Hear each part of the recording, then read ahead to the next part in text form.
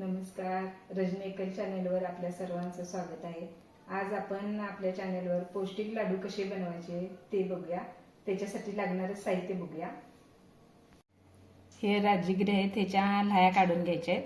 हे रक्तवाढीसाठी चांगले असते, याच्यामुळे रक्त वाढतं व्यवस्थित। हिमोग्लोबिन ज्यांना कमी आहे त्याने ह्या राजगिऱ्याच्या लाह्या काढून ह्या लाडूमध्ये घालायचे आहेत। हे जवस आहेत, भरपूर भूक लागण्यासाठी वगैरे जवसाचा चांगला उपयोग होतो, त्यामुळे जवस वापरायचे आहेत। हे बदाम आहेत, थोडे शेंगदाणे, ह्या भोपळ्याच्या बिया आहेत, पंपकिन सीड्स, ह्यांना प्रोटीन वगैरे वाढतं म्हणून ह्या पण वापरायचे आहेत। काजू, ही खजूर, काळी खजूर आणि थोडासा गुळ घालायचा आहे। लाडू चांगले यासाठी गुळ घालायचा आहे त्याच्यामध्ये। पातेलं गरम करायला ठेवायचं आहे आणि त्याच्यामध्ये ह्या राजगिरे थोडे थोडे टाकायचे आहेत। म्हणजे थोडे टाकले तर ते पूर्णतः त्याच्या लाह्या निघतील, नाहीतर थोडे तसेच राहणार। हे उडायला लागले की थोडं त्याच्यावर घालून घ्यायचं, असं थोडं उडायला लागतं, असं काढून ठेवायचं। पातेलं एवढ्यासाठीच घ्यायचंय की कढईमध्ये घेतलं तर ते बाहेर उडणार सगळं। पातेल्यामध्ये थोडंसं आतल्यात ते हे होत राहते म्हणून पातेल्यामध्येच करून घ्यायचे।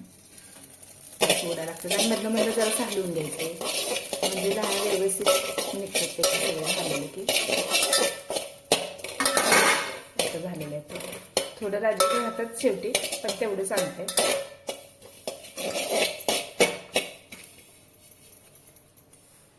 हे असं एका ताटामध्ये आपण सगळे लाह्या काढून घ्यायचे।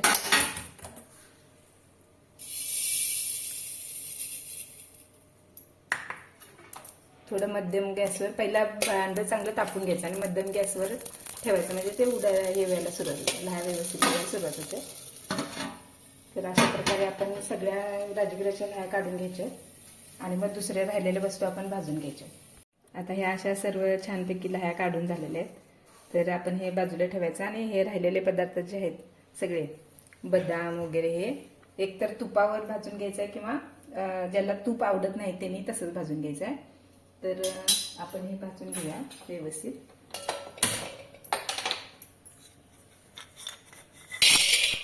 तुपावर भाजल्याला चांगलंच आहे, पण एकेकांना तूप आवडत नाही म्हणून तसंच थोडंसं भाजून घ्यायचं आहे। आणि हे सगळे पदार्थ थोडे थोडे भाजून ह्याच्यात मिक्स करायचे आणि मग मिक्सरला बारीक करून घ्यायचे। हे जवस पण चांगलं भाजून घ्यायचं आहे, असं जरा तडतडपर्यंत।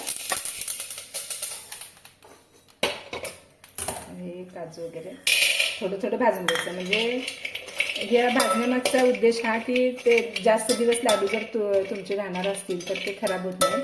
तशाच ह्या वस्तू जर घातल्या, हे पदार्थ जर तसेच घातले लाडूमध्ये तर टोकं होऊ शकतात किंवा आळ्या वगैरे होऊ शकतात, म्हणून जरासं भाजून घ्यायचं।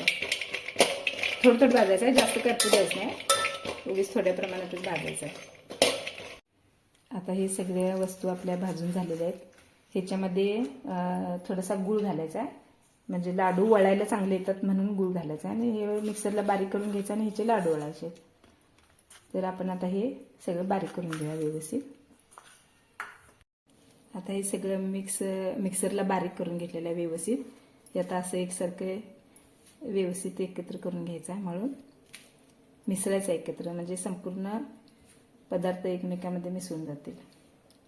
ते चांगलं मिक्स करून घ्यायचं आणि मग लाडू वळायला घ्यायचे।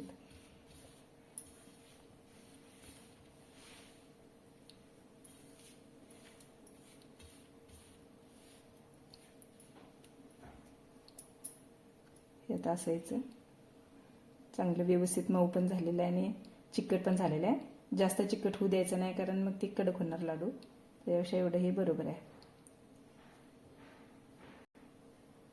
हे असं एकसारखे लाडू करून घ्यायचे त्याचे।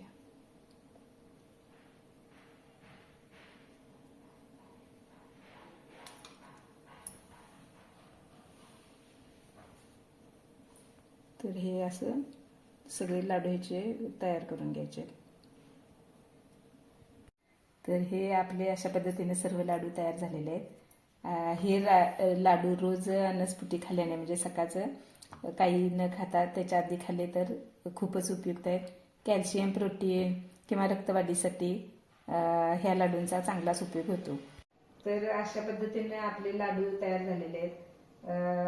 ह्या लाडूमधून आपल्याला कॅल्शियम, रक्तवाढीसाठी भरपूर घटक आणि भूक भूकवाढीसाठी सगळे घटक यातून मिळतात. तर वयस्कर व्यक्तींसाठी तर खूपच हेल्दी लाडू आहेत हे, आणि त्यांना चावता येत नाही काय नाही म्हणून असे बारीक करून काजू, मनुके, बदाम किंवा शेंगदाणे हे चावता येत नाही, त्याचं बारीक पूड करून हे लाडू केल्यामुळे त्यांना खायला पण चांगलं आहे आणि त्यांच्यासाठी हेल्दी पण आहे. आपण पण करून बघा, खूपच छान होतात. आणि आम्हाला नक्की कळवा कसे झाले ते. तर आमच्या चॅनलला अजून लाईक, शेअर, सबस्क्राईब केला नसेल तर नक्की करा. पुन्हा आपण दुसऱ्या रेसिपीसह भेटूया.